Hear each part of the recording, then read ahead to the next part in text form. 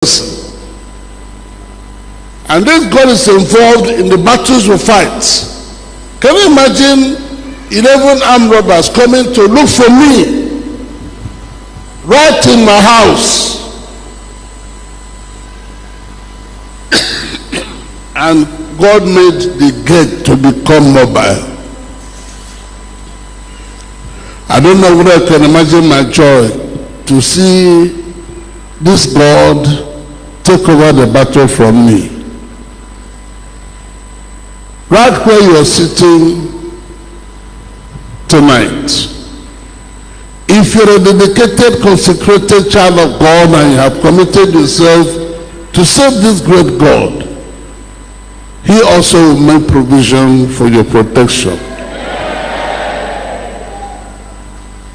I have given you so many testimonies that ought to help you pant and pine and crave and hunger after God and say, Father, I don't want to be an ordinary person. When God sends angels to fight for you, come on, that's what are we? I don't know if you know that one angel can kill how many people? 185,000 people in one night. That means for every angel God sends to you, you're already a dangerous person. When this young man said to me, we're coming with 11 armed robbers, I had to come quickly so we can finish the business of the night and go to bed to sleep. They say we're not bringing pastors. I know. I've heard you.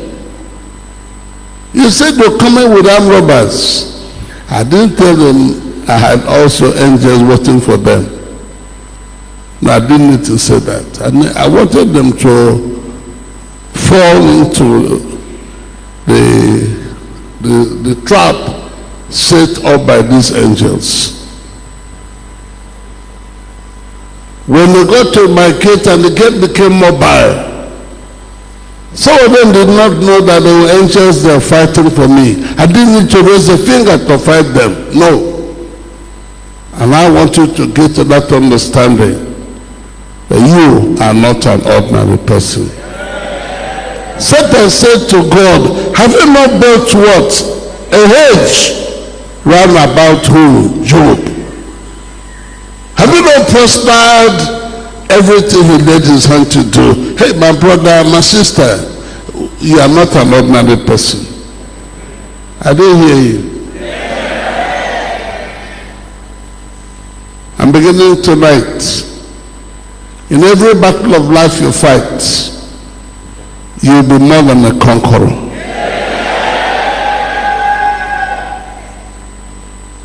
The man who killed my father, when I said to him, sir, for harming my father and killing him, I'm going to fight back.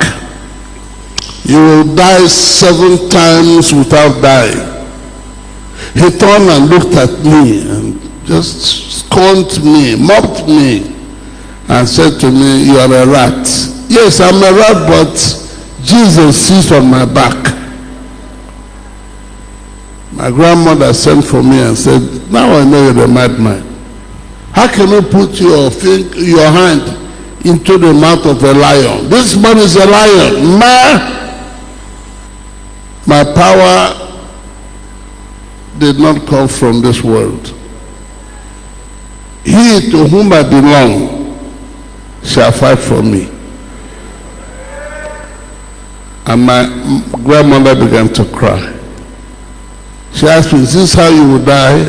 Who died? Me? We went back to the compound hall, and minutes after, the man collapsed, passed out.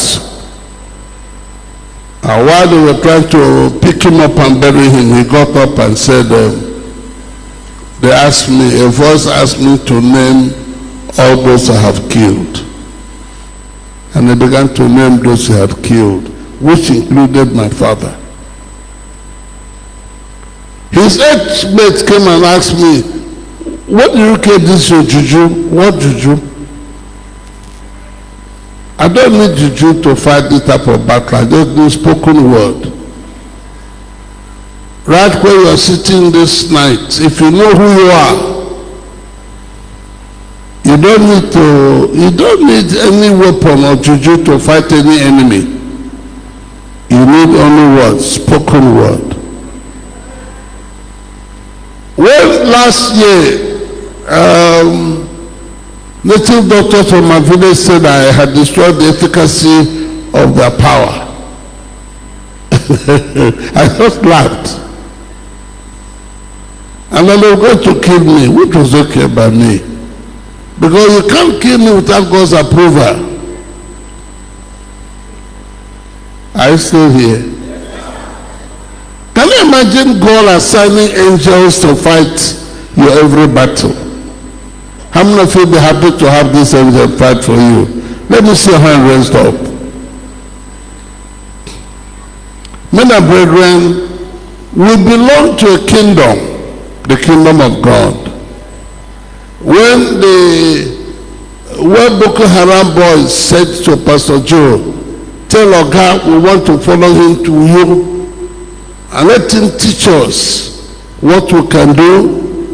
Every gun aimed at us will not harm us. I was amazed because we are from two different kingdoms. I can't teach them the secret of heaven. Am I allowed? No. Right where you are. Let's take that Bible passage again and write it down. Please. Write it down. I want you to have good knowledge of who you are and what this God can do for you. You are not an ordinary person. The King of Kings who rules over your kingdom will fight your every battle for you. Yes, sir.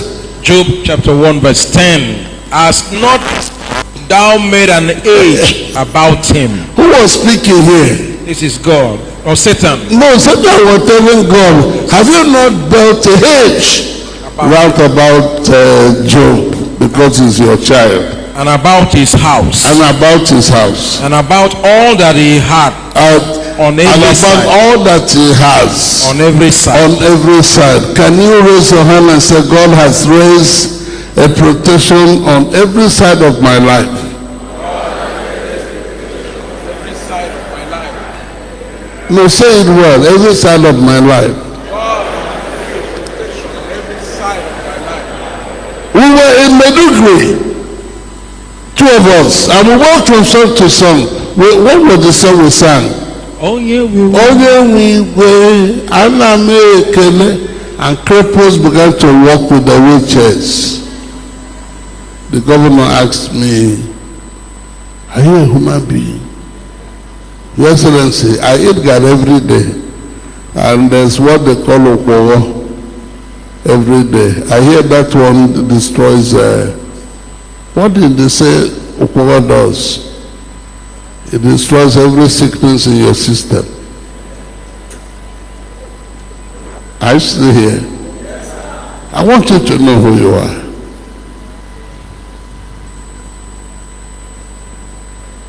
Read on, sir. What again did Satan say to God? Thou hast blessed the work of his hands. Blessed the works right where you're sitting. The God I have introduced to you is ready to bless the works of your hand. And beginning tonight, whatever you lay this hand to do shall prosper. No, prophesy over yourself. Just say, whatever I shall lay my hand to do shall prosper.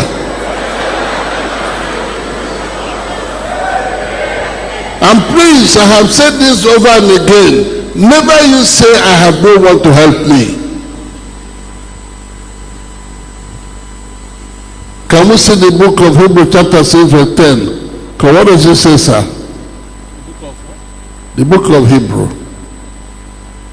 He said he will never... Chapter 13 verse 5. No, that one is different. We are talking about where God said, I'll never forget your labor of love. Chapter 6 verse verse 10. And that's what I say, chapter 6, verse 10.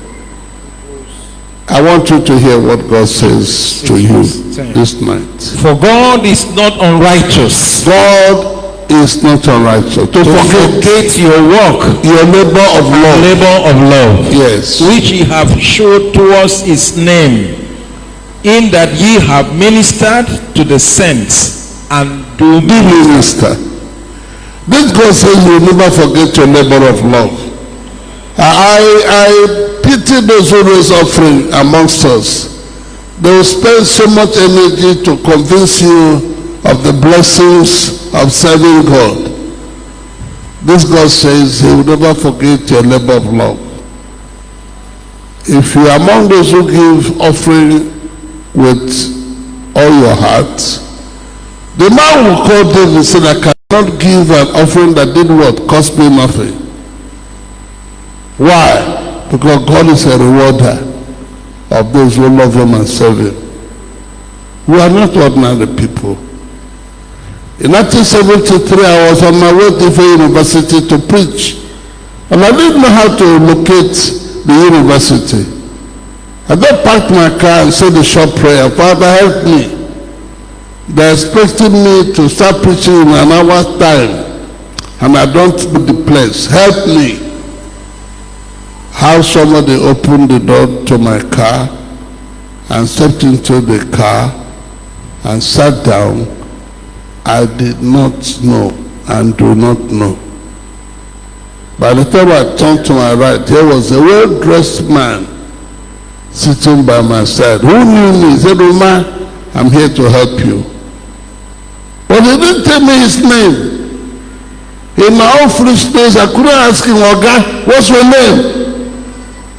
But the day Satan came to my hotel room in Lagos, that one I had the courage to ask, hey, my friend, who are you?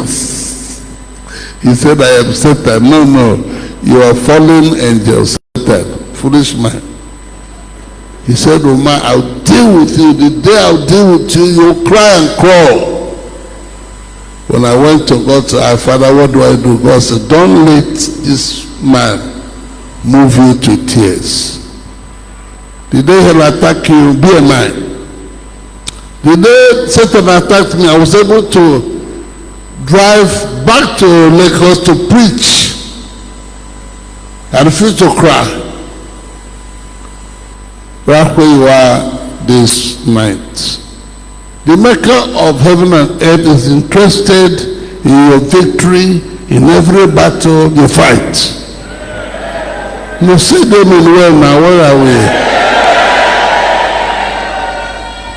Men and brethren, how many of you are happy to hear what you're hearing this night? That this maker of heaven and earth is interested